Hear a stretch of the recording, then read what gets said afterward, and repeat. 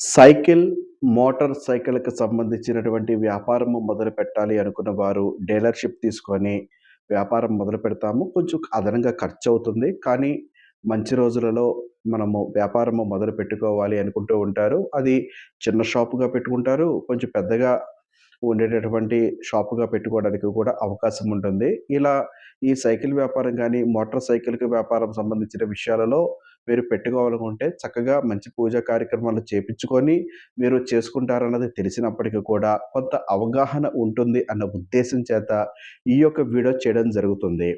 ఈ వ్యాపారం మొదలుపెట్టడానికి తిథి, నక్షత్రము, వారములు కూడా బాగుండాలి. ఆ రోజు మీరు తారాబలంగా ఉండాలి.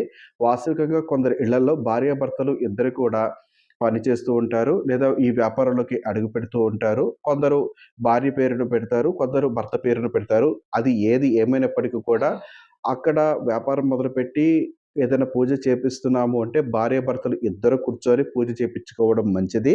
ఇద్దరికి కూడా తారాబలం సరిపోయే విధంగా చూసుకోండి. ఇంకా మంచి ఫలితం వస్తుంది. ఈరోజు ఏ తిథి, నక్షత్రం ఉండాలి అనే విషయము తెలియచేస్తున్నాను. విధియ, తదియ, పంచమి, సప్తమి, దశమి తిథులు ఉండాలి.